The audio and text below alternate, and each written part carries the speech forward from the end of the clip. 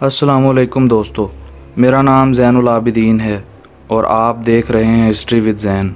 दोस्तों, तकरीबन 100 साल पहले हेड सुलेमान की, जो पाकिस्तान और इंडिया के बॉर्डर में पाकिस्तान की तरफ है, से 3 नहरें निकाली गईं। एक पाकपतन केनाल जो पाकपतन से होती हुई बूरेवाला और फिर आगे निकल जाती है, और बाकी की 2 नहरें फोड़वा और सादकिया बहावलनगर में चली जाती हैं, जो इंडिया पाकिस्तान के बॉर्डर के साथ फ़्लो करती है, जबकि फोड़वा सतलुज दरिया के पैरेलल फ़्लो करती है। आज हम आपको इन्हीं 2 नहरों के बारे में बताएंगे। बहावलनगर को नॉर्थ से फोड़वा और साउथ से सादकिया सिराब करती है और पूरा ज़िला इन्हीं 2 बड़ी नहरों के बीच में है। इनमें से जो ज़्यादा बड़ी है वो सादकिया और दूसरी सादकिया से कुछ कम वो फोड़वा, लेकिन कहानी इनकी एक जैसी है, जैसे ये नहरें ज़िंदा हों और आपस में इनकी जैसी खूनी गुफ्तगू भी होती हो। दुनिया में हर जगह कभी न कभी, कहीं ना कहीं कोई ना कोई हादसा होता रहता है। जहाँ दरिया हों, बड़ी नहरें हों, वहाँ लोगों का डूबना या ऐसा कोई हादसा होना मामूल की बात है।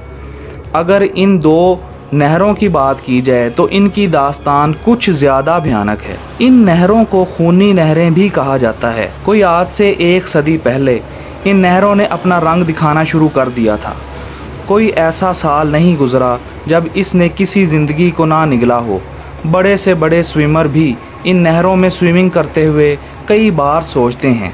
जब वो वहाँ के रहने वाले आबाई लोगों से इन नहरों के बारे में मालूम करते हैं तो इन नहरों के बारे में कुछ अच्छी बात सुनने में नहीं मिलती। नहरों के करीब की आबादी में कोई घर ऐसा नहीं रहा जिसका कोई बच्चा, भेड़, जानवर या कोई ऐसा जानी नुकसान इन नहरों ने ना किया हो। अगर सिर्फ अंदाज़ा ही लगाया जाए कि इन नहरों ने कितना जानी नुकसान किया है तो आपको बड़े से बड़े दरिया, डैम या ऐसे ही बड़ी नहरों की निस्बत इन 2 नहरों के हादसात बहुत ज़्यादा मिलेंगे।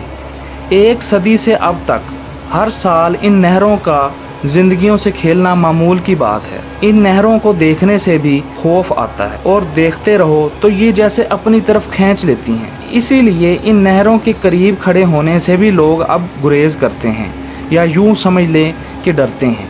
और इसमें कोई शक नहीं कि ऐसा नहीं होता, क्योंकि दोस्तों मैंने खुद इन नहरों का विज़िट किया है।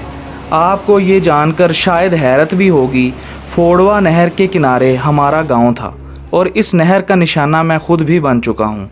अल्लाह ने ज़िंदगी रखी थी, एक फ़रिश्ता नुमा इंसान जिसे मैं डूबता हुआ नज़र आ गया, उसने मेरी जान बचाई थी। कुछ वक्त सांस रुकने के बाद सांस बहाल हो गया। ये भी सच है, जिसकी अल्लाह ने ज़िंदगी रखी हो उसे कौन मौत की नींद सुला सकता है। इस तरह मज़ीद हादसात में तेज़ी आती गई। जब लोगों को बताया जाता कि यहाँ नहाने या करीब खड़े होने से गुरेज करें तो वो मजाक बनाते थे, लेकिन नहरों ने तो जैसे हर साल कई इंसानी ज़िंदगियों की बलि तो लेनी थी, तो हर 100 में कोई 1 या 2 ज़रूर इन नहरों के निशाने पर होता था।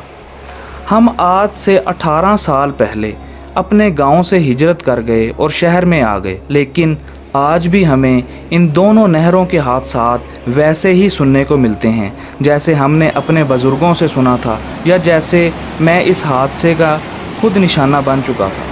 सादकिया जो ज़िले के आखिर में जाकर मज़ीद 3 जगह डिवाइड हो जाती है और इसका बड़ा हिस्सा फिर हाकड़ा केनाल से फोर्टाबास और चोलिस्तान की तरफ रुख कर जाता है, जबकि फोड़वा ज़िले से निकलकर दूसरे ज़िले में दाखिल होती है। बहरहाल ये 2 मॉन्स्टर्स या जायंट केनाल्स जब तक ज़िला बहावलनगर में रहती हैं अपने अरूज पर होती हैं और तकरीबन रोज़ नई कहानी सुनाती हैं, एक नई दास्तान बनाती हैं। अगली वीडियो तक के लिए अपने दोस्त को इजाज़त दें और कमेंट्स में ज़रूर बताया करें कि आपको वीडियो कैसी लगी। अल्लाह आपका हामी और नासिर हो। अपना ख्याल रखिएगा। अल्लाह हाफिज़।